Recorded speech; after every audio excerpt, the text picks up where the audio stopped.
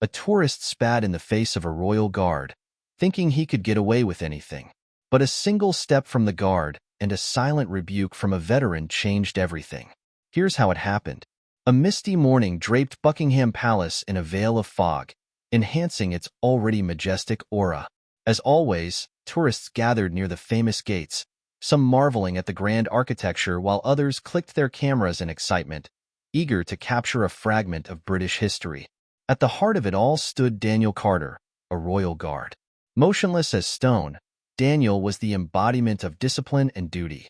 At 28, he was the very picture of military precision, tall, with a commanding stance and an unwavering gaze.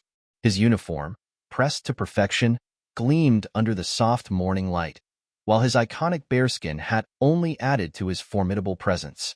He expected today to be like any other.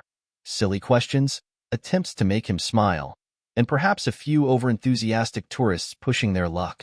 It was all part of the job. But amid the usual chaos, one group of tourists stood out, young, loud, and brash. They weren't here to admire history. With oversized cameras slung around their necks and voices that overpowered the hum of traffic, they treated the moment as if it were a game. Leading them was a man in his early 30s, average height, smug expression, a coffee cup in hand. His confidence was that of someone who believed he was above all rules. "Hey, mate, why so serious?" he called out, stopping directly in front of Daniel. His voice cut through the morning air, intentionally seeking attention. As per protocol, Daniel did not react. He remained a pillar of stillness, staring straight ahead as if the man did not exist. "Whoa, guys, look at him. He doesn't even blink. Maybe he's a robot," the man laughed, nudging his friends, who eagerly joined in. The crowd murmured, some pulling out their phones to record what they believed was a humorous moment.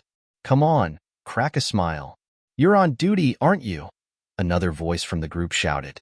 Daniel stood firm, but internally, his patience tightened like a drawn bowstring. This was part of his duty, to endure taunts, provocations, and the ignorance of tourists who failed to understand the significance of his role. But this particular man was relentless, determined to push limits. Taking a slow sip from his cup, the tourist suddenly spat the coffee in Daniel's direction. The crowd gasped. A heavy silence blanketed the scene as all eyes locked onto Daniel, waiting to see his reaction. The group of tourists erupted into laughter, their leader basking in his self-perceived victory. This was the performance he had come to London for. "Seriously? Spitting on the face of a royal guard?" someone whispered, their voice tinged with disbelief. Daniel did not move. His face remained as impassive as before, yet the subtle shift in his posture did not go unnoticed. The weight of the moment hung in the air, thick with unspoken tension. The tourist, reveling in his audacity, crossed his arms and turned to his friends. "See? No reaction. They're just here for us, like mannequins." But mannequins did not command respect through sheer presence. To most of the crowd, the tourist was no hero. He was an embarrassment. His laughter no longer echoed through admiration, but rather a sea of disapproval. "That's too far," someone muttered from the sidelines. Daniel stood not just as a soldier, but as a guardian of heritage. And this tourist?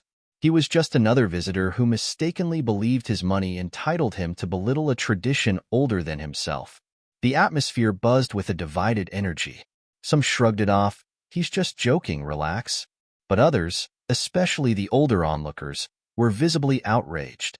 "This is disgraceful," an elderly woman muttered, gripping her cane. Raising her voice, she called out, "Young man, have you no respect at all?" The tourist smirked and took another sip of coffee. "Oh, come on, Grandma. I'm just having fun. If you care so much about him, why don't you take his place?" He was the type who saw the world as his playground, where rules and respect were optional as long as he was entertained. To him, Daniel Carter was nothing more than a piece of decor, a living exhibit for his amusement. Daniel's stillness remained unbroken, yet even he, trained to withstand disrespect, could feel the tension in the air. A faint pulse in his temples beat steadily. Then the tourist took it further, crossing the white line, an invisible boundary that separated the public from the guards. He reached out as if to touch Daniel's bearskin hat. That was the last straw. With a swift, practiced motion, Daniel raised his rifle, intercepting the man's hand midair.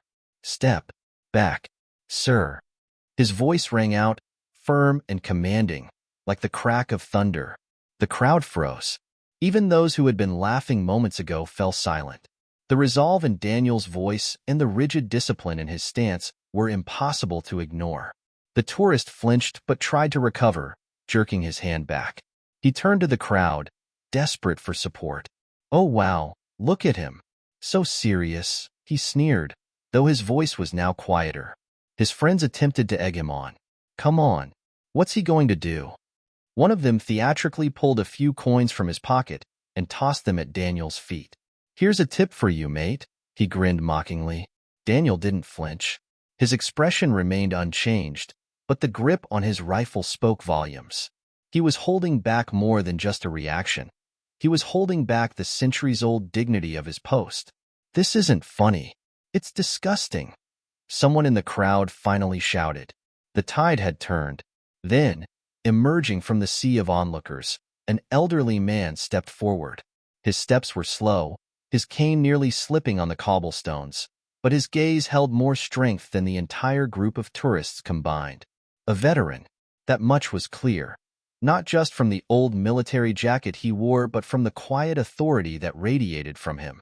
"What kind of circus is this?" he called out, his voice cutting through the stunned silence. "Do you even understand who these men are? They're not here for your amusement." The crowd stirred, murmurs of agreement spreading. But the tourist, unable to let go of his arrogance, scoffed. "Relax, old man. You're probably one of them too. Lighten up, it's just a show." Slowly, with a slightly trembling hand, the veteran adjusted the medals on his chest. He turned to the crowd and declared, "This man represents the honor and traditions of this country. And you? You're acting like clowns." The tourist opened his mouth for a retort, but before he could, Daniel took a step forward, positioning himself between the veteran and the fool. "You've crossed the line," Daniel stated. "Return to your area immediately." The authority in his voice shattered whatever illusion of control the tourist had. Instinctively, he stepped back. The crowd erupted into applause. As for the tourist, his bravado crumbled. His friends, once cheering him on, now stood awkwardly, ashamed.